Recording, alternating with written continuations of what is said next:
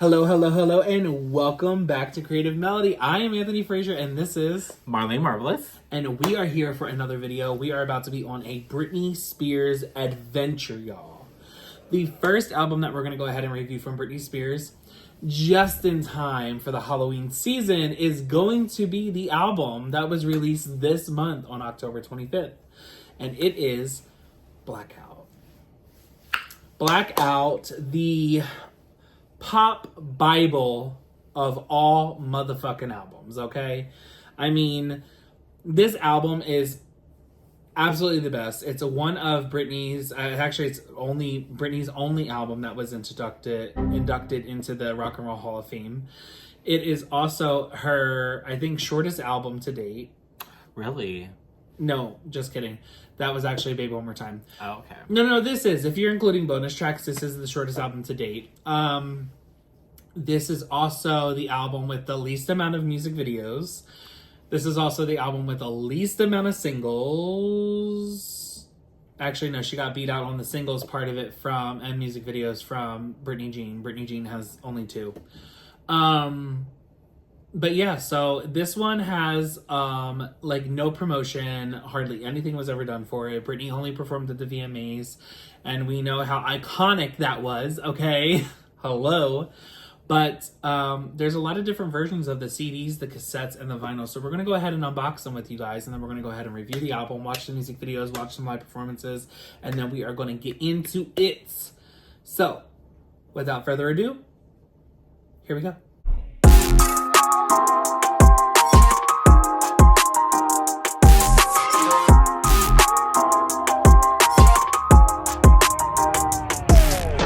Until I feel the vibrations. All right, y'all. So this is the original CD of Blackout, right? So pretty. Absolutely love her. First of all, gorgeous. I love it that she has the black hair on the album. As we open this up, have you ever seen the inside of this? No, I haven't. Oh, period. So this is the booklet, right? And this is the back of the booklet. Honestly, I prefer this fucking picture way more than I prefer the front. Even though this is more iconic. But this is the same picture that we got for Gimme More, right? Yeah. This one would have been way better for Blackout on the album cover. I just feel like this would have been just way better. I also like how it's the same leotard, but in one picture it's blue and the other picture it's pink. Funny, huh? And this is actually done by Ellen Von Worth, this photo shoot, I think is her name. Let me look real quick. Yep, Ellen Von Unworth. She is honestly known for a lot of her photo shoots. She is a very, very vetted photographer. She is absolutely fucking amazing with what she does. It was actually, from what I understand, her idea to do the hats. Britney is wearing a ton of hats throughout this booklet and throughout the photos that were done, and it was her idea to do that. Okay. From what I know about this album is, let's give a little deep dive into this. This album was supposed to be a different album. So Britney was working on this back in 2004 is when she originally started. She was working on the In the Zone album and on tour, and it was going to be called originally The Original Doll, right? And we'll get more into Original Doll later, but she was originally going to call this Original Doll. And a few songs were written for this album. Supposedly she had like 20 or 30 songs written out. They never made the cut. Britney wound up going on to Kiss FM in LA with Ryan Seacrest and premiering a song way before anybody at the label even knew about it. She went rogue. And this is probably like the first time that we see the like trickle of that, supposed downfall, right? Britney steps in and goes to Kiss FM, premieres a new song, and it's called Mona Lisa. Mona Lisa was recorded around the same time that Rebellion was recorded, which is a fucking song that the fans want to get their hands on for the full fucking song, okay? Like, Rebellion is just that bitch. The only time that we've ever really heard it was like Britney played it in her car with the top down while the paparazzi was following her. Like, how iconic to literally not promote nothing and just drive around listening to your own fucking studio sessions. And this literally makes the world crumble at their feet. I mean, fucking iconic, to be honest. The only song, though, from that session that wound up onto this album, which was originally meant for Original Doll, was Break the Ice, right? And it's also the song where she says, it's been a while, and I know I shouldn't have kept you waiting, right? But I'm here now. So that was kind of like her intro and her entrance into like what was going to come, right? That was going to be like her first song on that album that was supposed to like start this whole thing. Flash forward to a couple years later, we wound up getting into the sessions of Blackout, and a shit ton of songs leak. Jeffree Star and what the fuck is that ugly one's name? What the fuck is his name? Perez Hilton. Yeah, that ugly bitch. So those two were leaking a bunch of shit online, and the almost the entire album got leaked. I mean, I think there was like 1 or 2 tracks that didn't get leaked, right? And if you're a diehard Britney fan, then you got those tracks. But anyway, you know, I literally still have over there in my CD collection, like, fan made, like, I literally like burned the songs onto a disc because I was so afraid that they were going to remove them from the internet.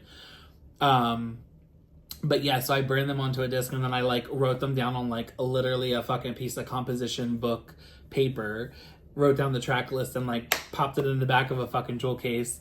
But I literally still have those over there. I was gonna bring them over, but I don't want to do all that because there's some other tracks that never made the album. But out of all this, Britney had 13 tracks that officially made the album. So there were 15 songs for this album that got released out of all the songs. I think there was a total of about,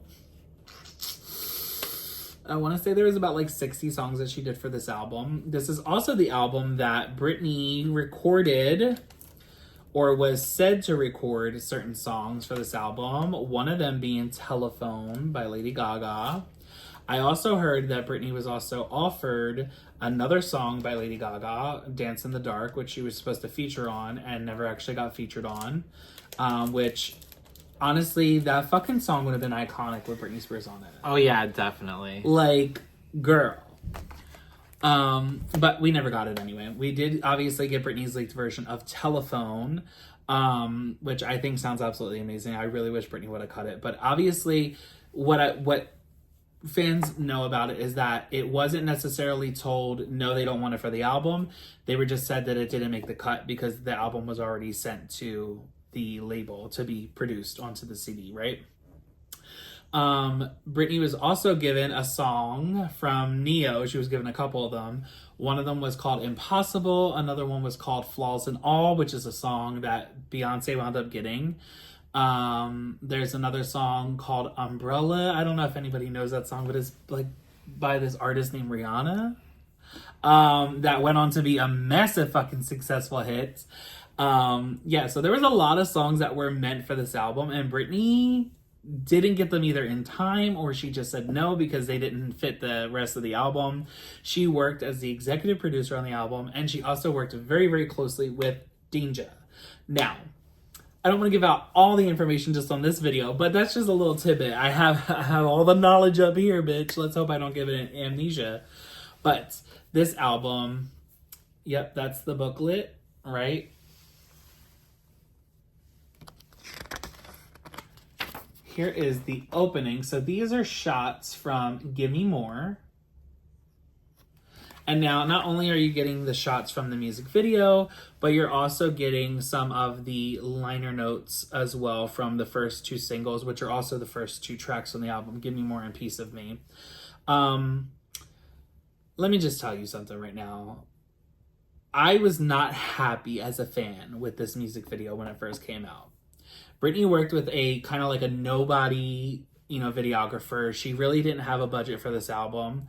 But she put it together, and I think she did fucking amazing. Like, literally looking back at the Gimme More music video, I'm like, the fucking iconic, okay? The next 2 songs are Radar and Break the Ice, and it's on the second and fourth page. Absolutely iconic. I absolutely love this. This was supposed to be the single for Radar. If I'm not mistaken, the single cover. But here we go. And then after that we have Heaven on Earth and Get Naked, I Got a Plan. And this is just like scenery that was shot in this picture. Very telling, you know? Yeah.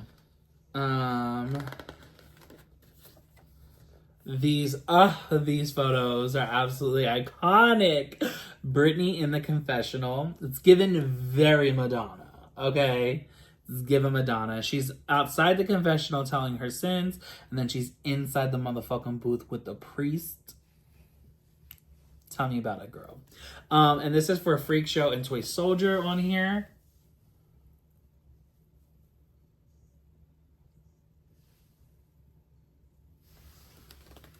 And then we have my baby, Hot as Ice and Ooh Ooh Baby.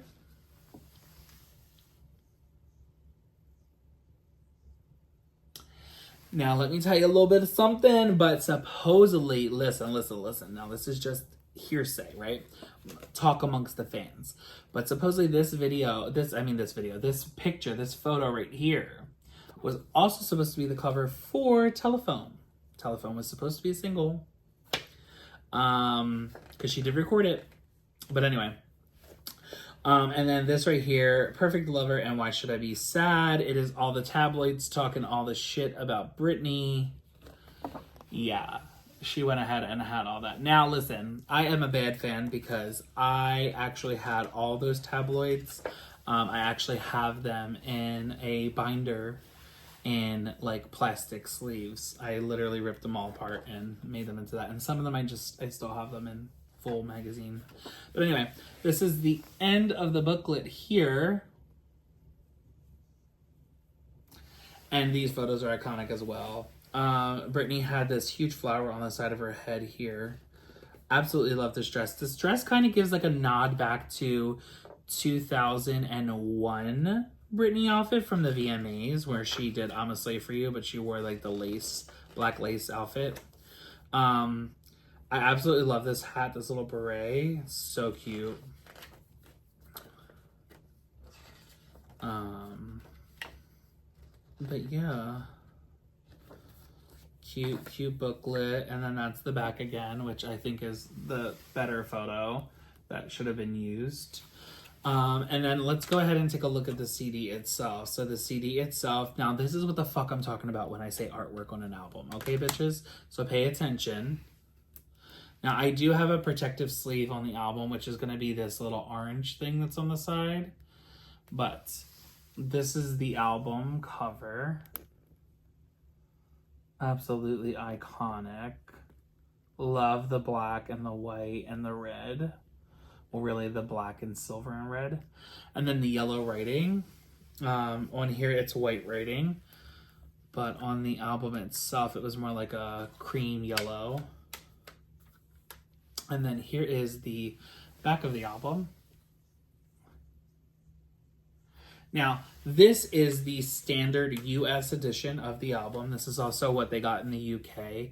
Now, there was a very rare edition that was released, and I think it was a mistake that was released like this, but there was a version that was released with the bind that had Britney Spears Blackout on the side of it, kind of like this. So it had the Britney Spears Blackout on the bind there. Now, when I went and I found this copy, there was a version that was at Target that had the Britney Spears Blackout on the side of it. There was also some versions at Walmart. Now, if you know Walmart, back in the day did not sell any, and I still think to this day they still don't sell albums that have explicit content in it. But they were the only ones who had the Blackout on the side, the Britney Spears Blackout on the bind here. And this one had the booklet flipped. And I can tell that the booklet is flipped just because I can tell where I was going to say paper clips, where the staples are located.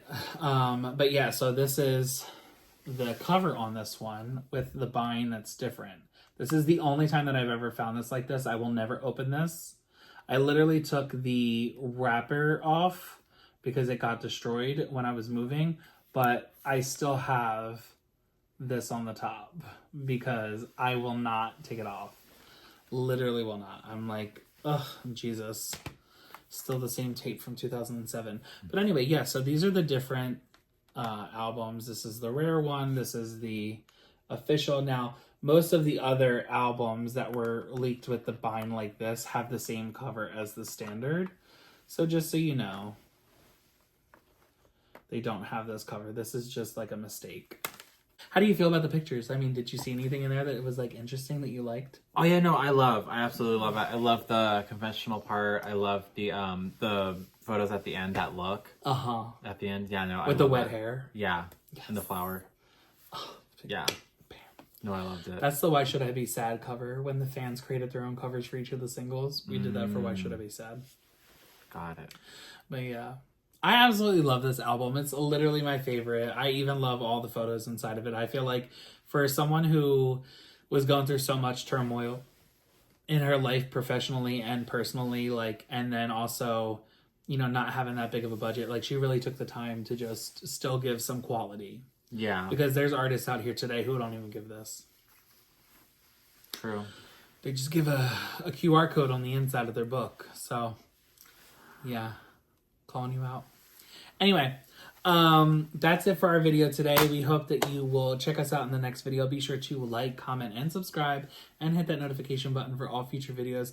We will see you in the next one. We have a shit ton more to unbox. We have the Japanese, the Eco, and the Target edition to unwrap. So see you in the next one. Bye.